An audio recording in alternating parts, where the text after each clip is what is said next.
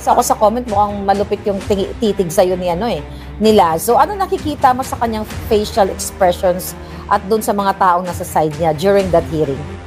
Gusto niya ako patayin.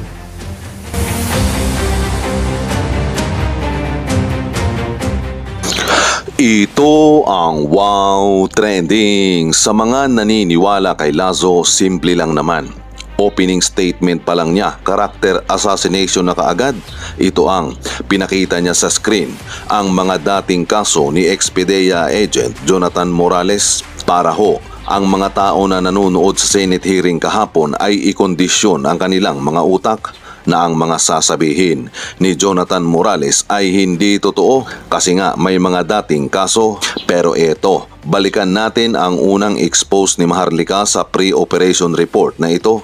Nung unang inilabas ho ito ni Maharlika, tinakpan niya ang pangalan ng agent at nang mapanood ito ni Jonathan Morales, tumawag kaagad siya kay Martin Francia para tanungin kung ano ang kanilang gagawin. Itong si Martin Francia, kaibigan ni Jonathan Morales at matagal na silang nagkasama sa PDEA, at ang sabi nga ni Martin Francia via telepono, wag na lang nating aminin, direktor na ako para hindi na magkagulo.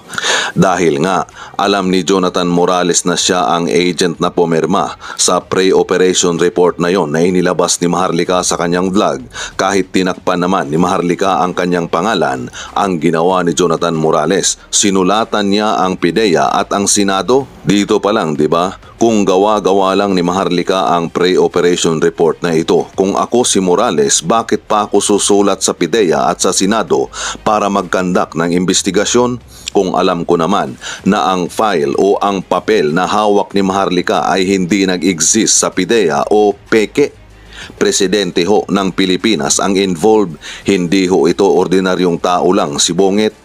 Ang ginawa ni Jonathan Morales na pagsulat sa Senado para maiwasan na ulit ang paglabas ng mga confidential file katulad nito, imbis na konsultahin si Jonathan Morales ni Lazo tungkol sa pre-operation report na yon na inilabas ni Maharlika, sinabihan pa si Jonathan Morales na sinungaling.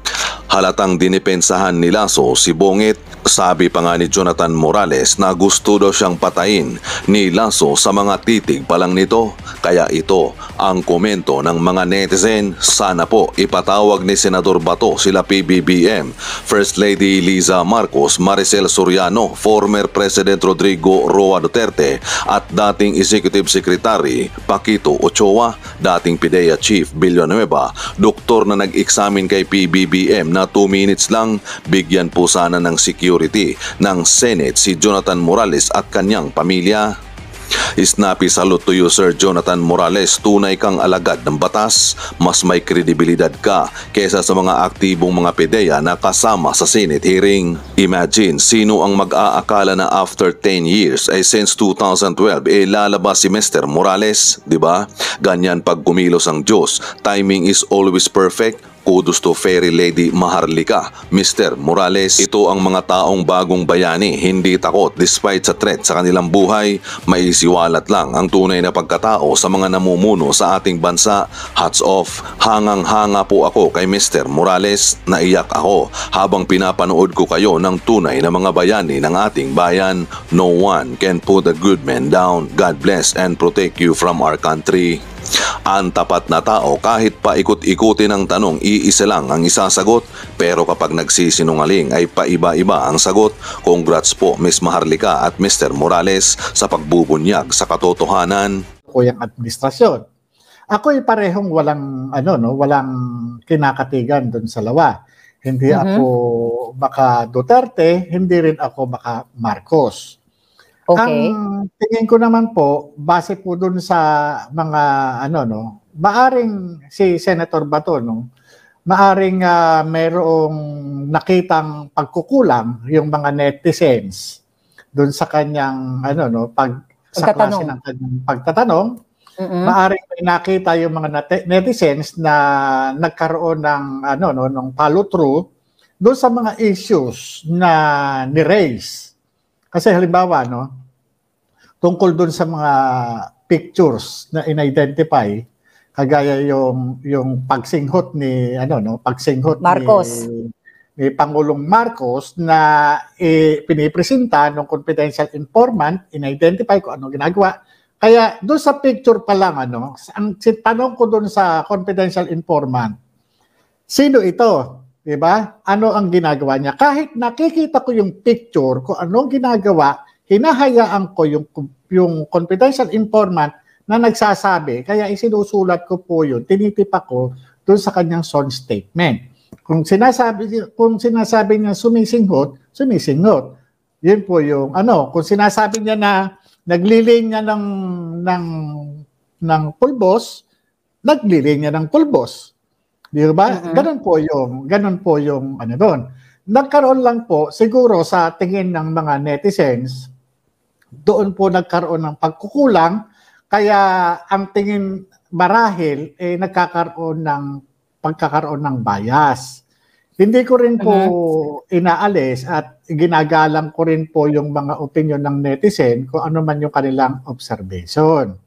Pero sana po, bigyan din po natin ng benefit of the doubt si Senator Bato. Dahil ito, pagpasalamat na lamang po natin siguro na naipustro itong investigation. Kasi po, sa experience namin kanina, kahit kanina akala namin hindi matutuloy. May nakarating nga po Kasi sa akin. akala namin walang senador na dadating. Tapos nahiring pa ron si Senator Bato sa kabilang committee. Kaya ang namin, baka hindi na matuloy. Kaya yun po yung Kaya bukod pa ron sa mga lumalabas na report sa social media na ang sinasabi hinaharang yung pagkakaroon ng Senate investigation. Kaya isa po yung kaya nga sabi ko sana matuloy. Kasi matagal ko na din pong inaantay itong pagkakataon na ito para once and for all talagang iparating ng harap-harapan sa mga taga-PIDEA kung ano yung pagkukulang nila sa mandato nila. Yun po. Yes. So, yes, ganun. Gusto ko lang po linawin, baka hindi nyo pa rin nabasa for sure kasi fresh from the Senate kayo, Mr. Morales, ang eksakto po kasing pinost ko doon habang nag-hearing kayo, which is tinag ko si Senator Bato, siguro nag-ping yung kanyang phone. Ang sabi ko lang naman doon is asking him na Senator Bato, si Marcos Bangag ang subject, hindi ako at si Morales. Sabi ko, my God, magtatanong na ba ako na nabayaran ka ni Liza? Sabi ko, magtatanong na ba ako? Wala naman po akong inakusa sa kanya. But anyway, nasagot ko na yan. Pero just sa kalinawan lang, mag-a-agree po kayo na naintindihan niyo po yung nararamdaman ko at ng mga netizens na dapat doon pa lang sa sinabi ninyo na doon sa dokumento, ito nga yung authority to operate at saka yung pre-op ay may naka-attach na pictures. Ako kasi kahit hindi po ako investigador ng PIDEA o ng NBI o kung ano pa man, investigador lang naman ako dito sa social media, nakulangan talaga ako kasi dapat may sundot yun na Mr. Morales. Ano ba yung sinasabi mong 5 picture?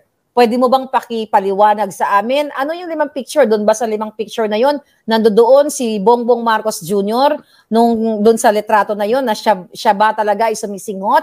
Yung Bongbong Marcos Jr. ba na nakita mo sa litrato, yun ba yung Bongbong Marcos na presidente ngayon? Mag-a-agree po ba kayo dyan, Mr. Morales?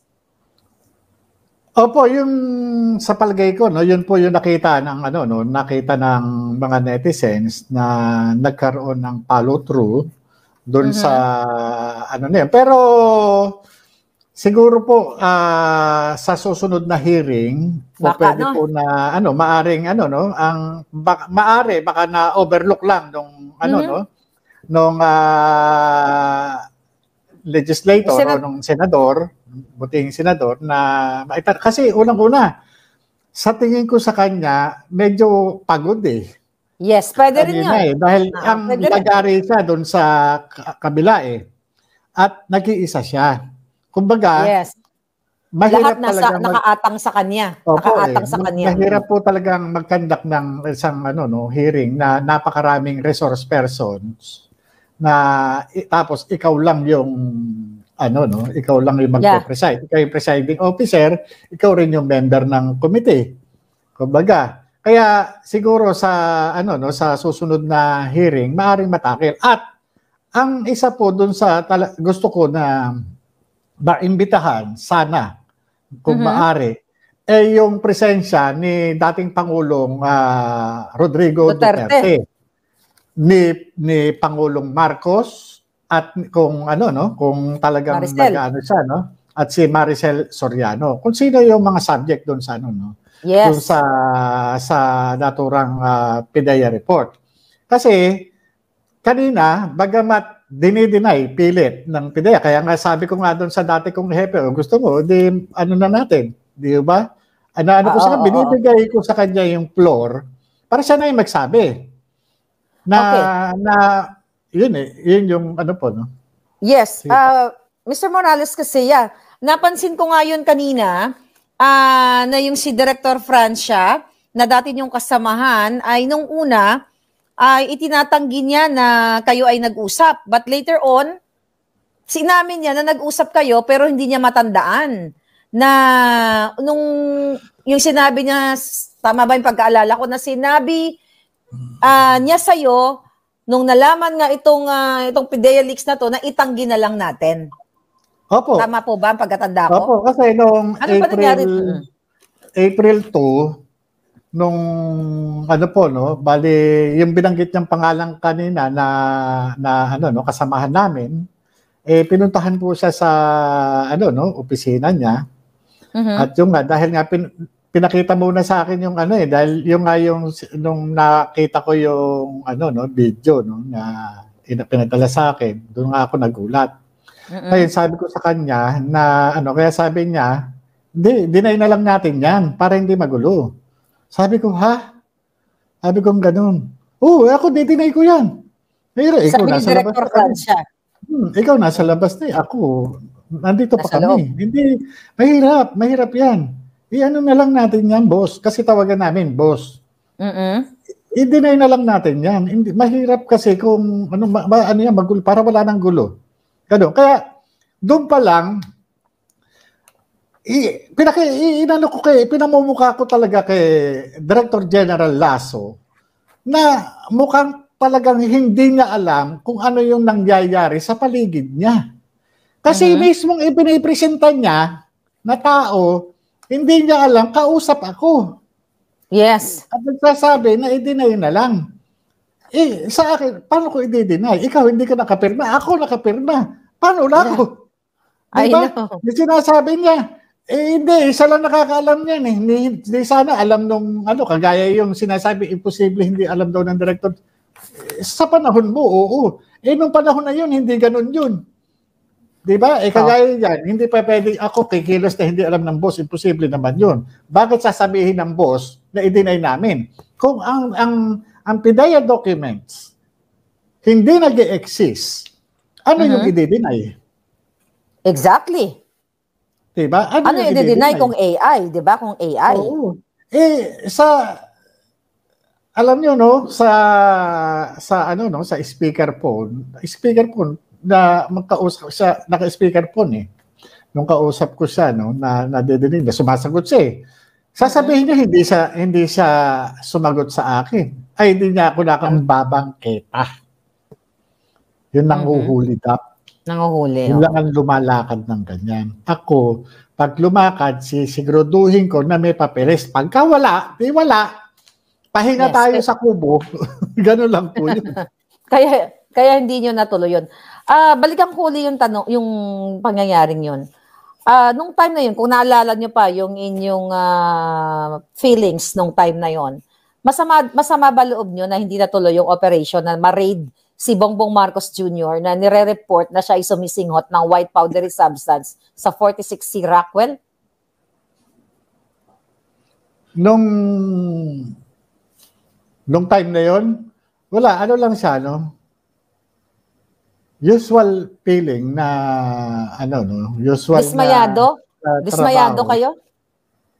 Hindi, pagka kasi ganyan, nadidismaya, pero pagka inutos kasi na wala eh. Madidismaya ka pagka yun na-control yung mo, no?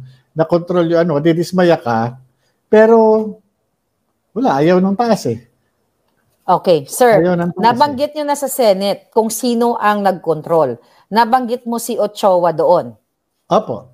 sa Senate. Opo. Ano ang involvement? Kasi bago ko kayo na-contact at bago ko to inilabas itong mga sinend sa akin through digital, messaging, itong hawak kong mga dokumento, ang sinabi talaga sa akin, ngayon sasabihin ko sa taong bayan, na ang nakialam dito ay si Ochoa at saka si Serapio. Okay? Si Serapio, yung partner ni Liza Marcos sa kanyang law firm noong 2012. So, talagang tumama doon sa statement ninyo. Paninindigan niyo po ba yan o may mga papel ba o ebidensya na makakapagpatunay na ikaw o na si Ochoa nung time ni Noynoy, nung time na yon 2012 ay nag-intervene dito sa supposed operation sa pag-raid kay Marcos Jr.? Doon sa sagot ko kanina, doon sa pagitan ng pag-uusap namin nung patay na pala yun, sa Malangit na ba, si Asik Gadapan. Okay. Papunta ako ng International Law Enforcement Academy para mag-training sa Bangkok, Thailand. Okay. Isa sa mga napag-usapan namin dyan, yung hindi nga natuloy na operation. Siyempre, ganoon talaga. Ang wag mo nang intindihin yun. Kasi lang tayo, kasi ayaw sa taas, si ES. Sabi niya si ES. Ochoa.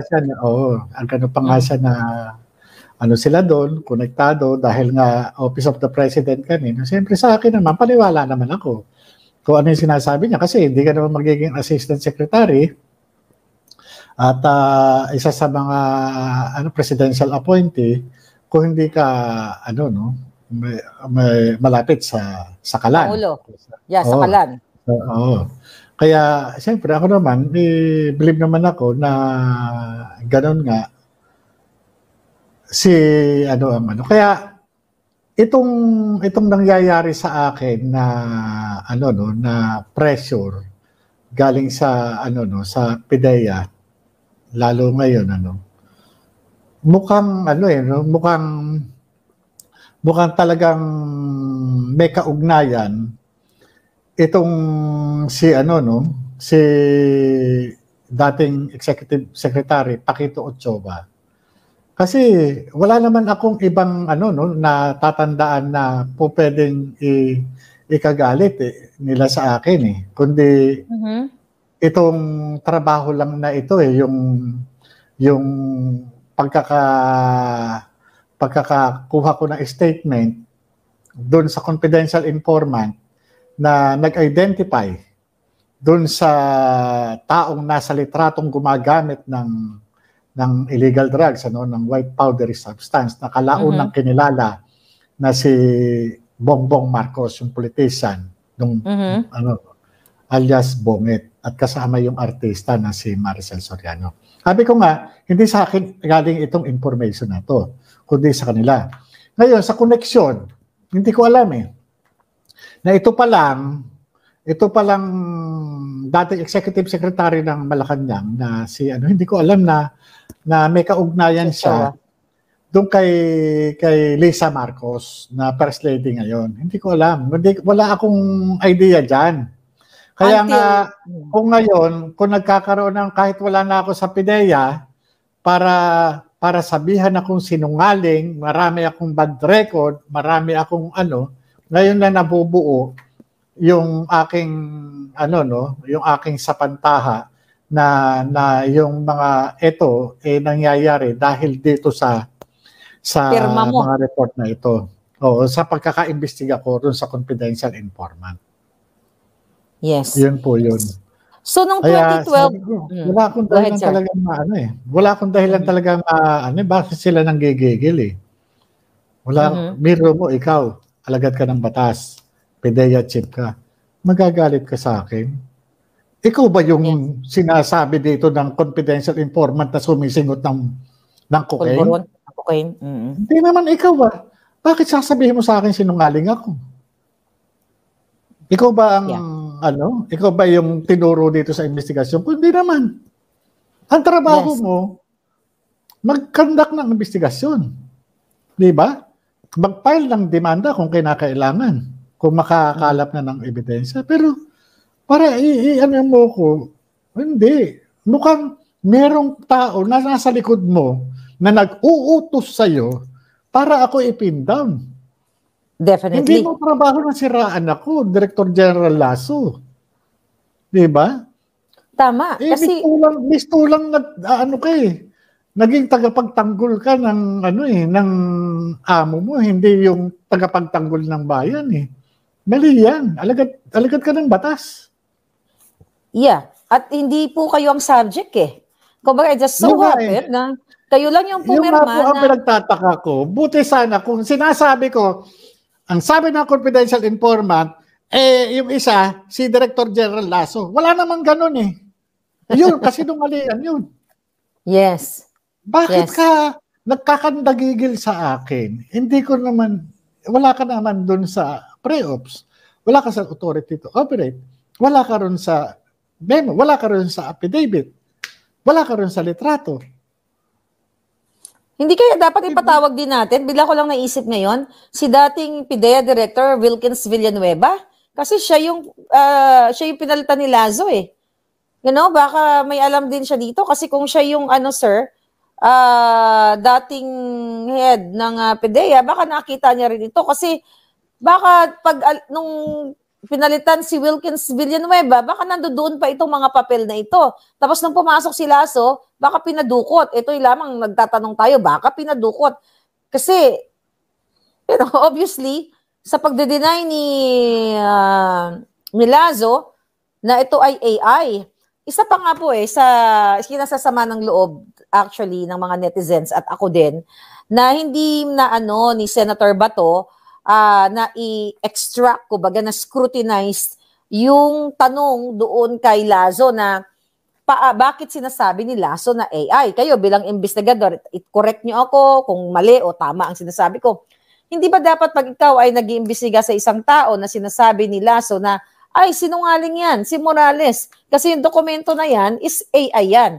Kung ikaw ang investigador, di ba, i-verify mo sa nagsasabi na AI, paano mo nasabing AI? Ano ang basihan mo? Saan ka nang gagaling? Tama ba, sir? Oo nga po. Hindi, sinasabi ko na nga po, ako nga yung gumawa. Ako na po yung gumawa ng dokumento, ako na nga yung nakapirma. Yeah. Gusto pa niyang palabasin na wala, hindi nag-exist. Samantala, yung kanyang service director, yun na nga yung kausap ko na nagsasabi, i-deny na lang natin para hindi na magkagulo. Kung ako, sabi nga niya, i-deny ko na yan. I-deny ko yan. Hindi ko aaminin yan. Di ba? Kumbaga, wala talagang, sila nagbubuhol no? Sir, ano tayo? Usap tayo ng, parang magkaibigan lang, na based on your observation dun sa Senate. Ano yung, kasi may mga nabasa ako sa comment, mukhang malupit yung titig sa'yo ni Lazo. Ano nakikita mo sa kanyang facial expressions at dun sa mga taong nasa side niya during that hearing? Gusto niya akong patayin. Yun po yung pakaramdam niyo? Gusto niya akong patayin. So at least Opo. Kasi yun naman yung, gigil siya sa akin. Kaya nga hindi ko, hanggang ngayon, hindi ko sukat mawari kung bakit ganon yung galit niya sa akin. Hindi ko naman siya naimbestigahan at wala naman siya ron sa PIDEA report, wala siya sa authority to operate, wala siya ron sa pre-ops, at wala siya ron sa litratong gumagamit ng cocaine. Yes. Nagtataka ako doon sa pinanggagalingan ng galit niya sa akin at kung sino-sino yung ginagamit niya para